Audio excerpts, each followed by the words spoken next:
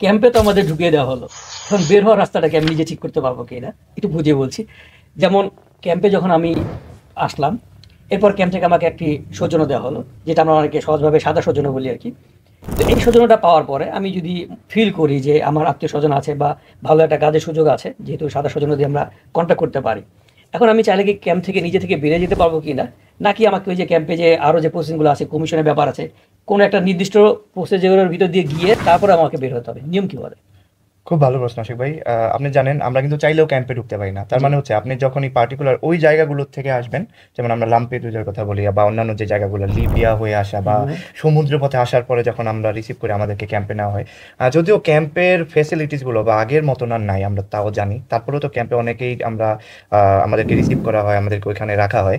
আসলে যদি এখনকার আইনের কথা বলি, সাদা সৌজন্য পাওয়ার সাথে সাথে কমিশন হচ্ছে, অথবা ক্যাম্পে রাখার পরে হয়তো কমিশন পর্যন্ত বা কস্তুরাতে প্রথম ফিঙ্গার পর্যন্তই আমাদের বেশ কয়েক মাস অপেক্ষা করা লাগে। আমরা বেশ কিছু ফোন কলস বা SMS পাই যে ভাই আমি 4 মাস ধরে আসছি, এখনো পর্যন্ত কস্তুরার সন্ধান পাই না বা কস্তুরা দেখিও না কেমন দেখতে, এরকম ব্যাপারগুলো। তা এই ক্ষেত্রে কি আমি অপেক্ষা করব? দেখেন, যখনই আপনি চলে আসবেন হুম। ইন্টারন্যাশনাল প্রোটেকশনের আওতায় যখন থাকবেন, আপনাকে যখন কস্তুরাতে নিয়ে ফিঙ্গার দেওয়া হবে তখন থেকে আপনি ওই এলাকাতে রেজিস্টার বা ওই এলাকার কস্তুরাতে আপনার সব কিছু চলে আসলো। তারপরে বের হওয়ার যে প্রসেসটা, আপনি যদি জানেন যে আসলে সাদা সৌজন্য যেটা প্রভিজরীয় যে পেরমেসর, ওইটা পাওয়ার পর যদি আমাদের সাথে সাথে কমিশন না হয়, সেই ক্ষেত্রে আপনি বের হয়ে আসলেন কেন, হয়তো বা অন্য কোনো শহরে আপনার কেউ অপেক্ষা করছে, হয়তো একটা কাজ পাবেন এরকম একটা আশা। আসলে আমরা জানি ক্যাম্পে থাকলে কাজের অনেক অপরচুনিটি থাকে না, ক্যাম্পে কিছু নিয়ম কানুন ফলো করতে হয়, খাবার দাবারের কষ্ট আমরা অনেকেই বলি। তো এই কারণেই আসলে ক্যাম্প থেকে বের হয়ে যায় আমরা অনেকেই। তবে আমি আমার অভিজ্ঞতা থেকে এটা বলবো, আপনি যখন সাদা সৌজন্য পেলেন, সাদা সৌজন্য পাওয়ার পর যদি আপনার ওখান থেকে সাথে সাথে কমিশনের কোনো ব্যবস্থা না করে অথবা কমিশন না হয়ে যায়, এখন আমরা জানি কিন্তু অন্যান্য শহরগুলোতে সাদা সৌজন্য বা প্রভিজরি ওইটা দেওয়ার সাথে সাথেই কমিশনের জন্য 1 সপ্তাহ, 10 দিন, 15 দিন এরকম কমিশনের ডেট দিয়ে দেয়। আপনি ওইটা দেওয়ার পরে ওইটা ওইটা না নিয়ে আসবেন না, এটা হচ্ছে প্রথম কথা। মানে আপনি ওটা পেলেন, কমিশন দেন, সেই ক্ষেত্রে আপনি যদি রিকোর্স বাইরে এসে করেন সেটা করতে পারবেন। তবে আপনাকে ক্যাম্পে থাকা অবস্থায় এই জিনিসগুলো ফলো করতে হবে। তার মানে আসছেন, কোচবিহার পর্যন্ত ফিঙ্গার দেওয়া হতে হবে। আদার অন্য শহরে যখন যাবেন আপনি, ক্যাম্প থেকে কিন্তু লুকায় আসতে হবে এক প্রকার।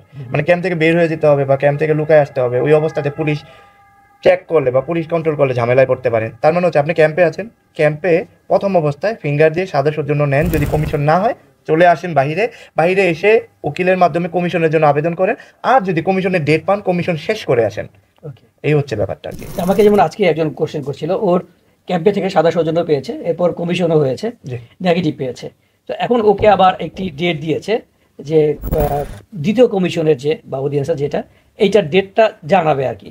তো সে আসলে জানতে চাইছে যে এইটা কি সে চলে আসতে পারে, নাকি ওই ডেটটা তার নিয়ে আসাটা তার জন্য বেটার হবে? আপনার প্রশ্নটা কি এমন ছিল যে প্রথম কমিশনের নেগেটিভ পাওয়ার পরে আবার আরেকটা ডেট? হ্যাঁ, আবার তাকে আরেকটা ডেট দেওয়া হচ্ছে।